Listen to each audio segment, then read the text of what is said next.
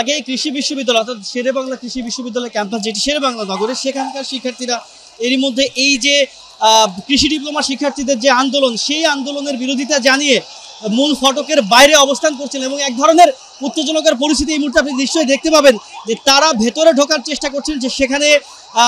কৃষি সম্প্রসারণ অধিদপ্তরের কর্মকর্তারা রয়েছেন, পুলিশ রয়েছেন, তার পাশে সেনাবাহিনীর সদস্যরা রয়েছেন।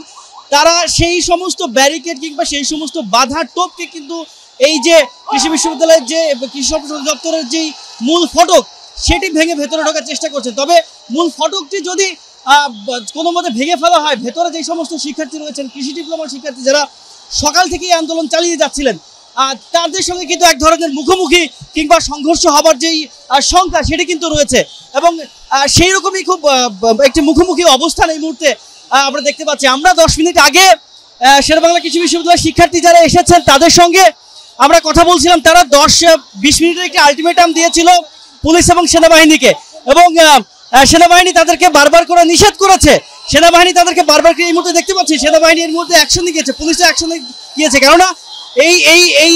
কোনো মতে যেন মুখোমুখি অবস্থানে তৈরি না হয়, সেই ব্যাপারটি কিন্তু বারবার করে নিষেধ করা হয়েছিল সেনাবাহিনী এবং পুলিশের তরফ থেকে।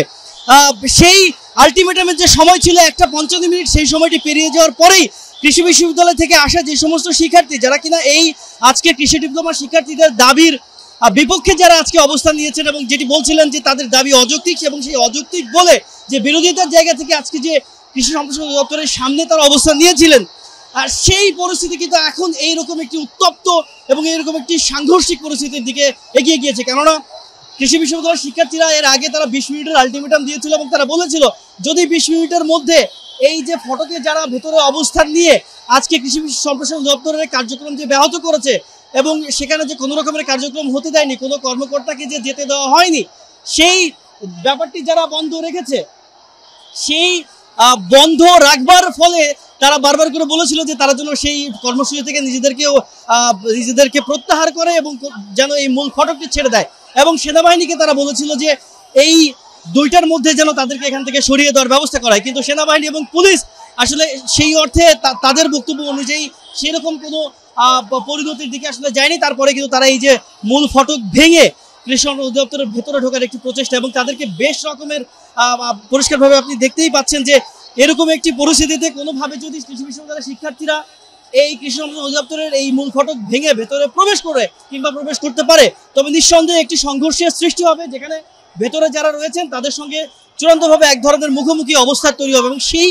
মুখোমুখি অবস্থান এবং এরকমের সংঘর্ষ কোনোভাবে যেন তৈরি না হয়, সেই তৈরি না হওয়ার ব্যাপারটি ঠেকাতেই কিন্তু এই সেনাবাহিনী এবং পুলিশ সকাল থেকে কিন্তু ব্যারিকেড দিয়ে সেই জায়গাটি নিয়ন্ত্রণ করার চেষ্টা করছেন। আমরা কিছুক্ষণ আগে কৃষি সম্প্রসারণ অধিদপ্তরের কয়েকজন কর্মকর্তাকে দেখেছি, তারাও এসে এই উত্তপ্ত পরিস্থিতি নিয়ন্ত্রণের চেষ্টা করেছেন, কিন্তু দুপক্ষের অবস্থানে অনড়, যার কারণে এই বিরোধিতা কিংবা এই মুখোমুখি অবস্থার কারণে এখন এই উত্তপ্ত পরিস্থিতির সৃষ্টি হয়েছে। আমরা পুলিশের সঙ্গে এক ধরনের হাতাহাতি দেখতে পাচ্ছি, যেখানে কয়েকজনকে আমরা দেখতে পাচ্ছি যে পুলিশের যে ব্যারিকেড সেটি ভেঙে সামনে প্রবেশ করার চেষ্টা করছেন, এবং তার পেছনেই বলা চলে যে ঠিক পুলিশের পেছনেই অবস্থান করছেন সেনাবাহিনীর সদস্যরা, তারাও প্রস্তুত রয়েছেন, এবং তাদেরকেও দেখেছি এই মূল ফটকের দিকে যারা এগোচ্ছেন তাদেরকে আসলে নিবৃত করার কিংবা ঠেকানোর চেষ্টাটি করা হচ্ছে। তবে এই পরিস্থিতিটা সকাল থেকেই আসলে শঙ্কা করা হচ্ছিল যে এরকম একটি পরিস্থিতির দিকে বিষয়টা এগোতে পারে, কেননা সেই সকাল 6:30 থেকেই এই কৃষি সম্প্রসারণ অধিদপ্তরের যেই মূল ফটক,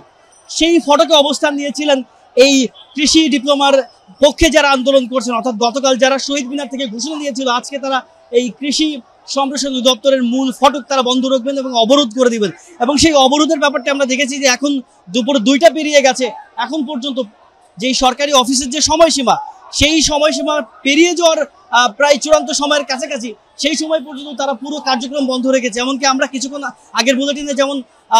দর্শকদের জানাচ্ছিলাম যে ভেতরে 2টি ব্যাংক রয়েছে, ব্যাংকের 2টি শাখা রয়েছে, সেই 2টি শাখাও কিন্তু আজকে কোনো রকমের কোনো কার্যক্রম কিংবা কোনো রকমের কোনো তৎপরতা চালাতে পারেনি।